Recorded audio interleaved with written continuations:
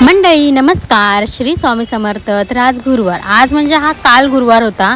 मी फ्रायडेला ही video post करते कारण का त्याच दिवशी मला व्हिडिओ काढणं, जॉबला जाणं, घरातल्या गोष्टी आवरणं, नंतर मग ट्रॅव्हलिंग करणं, व्हिडिओ एडिटिंग करणं, सगळ्याच गोष्टी एकाच दिवशी जमत नाही. म्हणून मी ही व्हिडिओ दुसऱ्या दिवशी पोस्ट करते. तर थोडं तुम्ही समजून घ्या.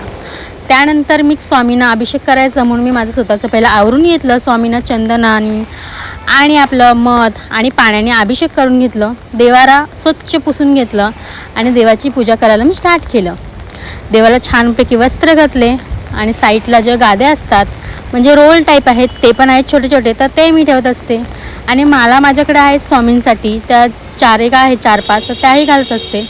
नेहमीप्रमाणे हार म्हणजे फुलं नाही ते मिळत आहेत म्हणून मी हार आणला आहे.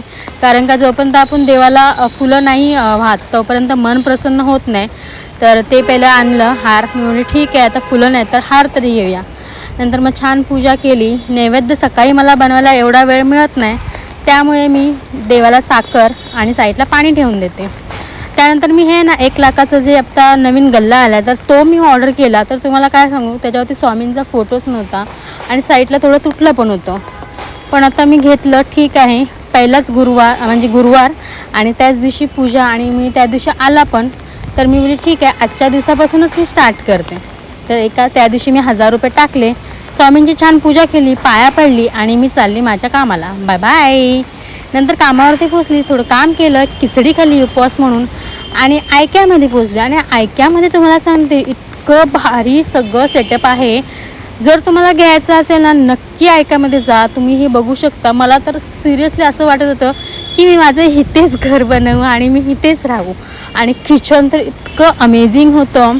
वाव म्हणजे असं वाव, तोंडातून असं निघत होतं वाव, किचन पाहिजे तर असं पाहिजे. तर माझंही स्वप्न आहे, ड्रीम आहे की किचन हवं तर असं हवं. खूप भारी होतं. आणि हे मागे बघू शकता काय सीन आहे. असं वाटतं की आपण साईटलाच आहे आपल्या सगळ्या. हे सीन एवढं भारी वाटत होतं. नंतर हे हॉल आहे, म्हणजे सगळे तुम्हाला डेकोरेट करून दिलेलं आहे, डिझाईन करून दिलेले आहेत की तुम्हाला कसं बनवलं पाहिजे.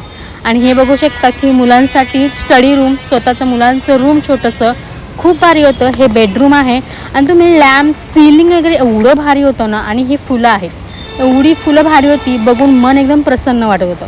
संध्याकाळी मी थकून भागून निघाले कामावरून घरी. आता त्यानंतर मी नेहमीप्रमाणे ट्रेन पकडली आणि घरी चालली. नालासोपाराला उतरून मी मॉलमध्ये गेले कारण का थोडंफार मला सामान घ्यायचं होतं. घरी पोचली, फ्रेश झाली, देवाला नमस्कार केला, उपवास सोडला. आणि हा ब्लॉग तुम्हाला कसा वाटला? श्री स्वामी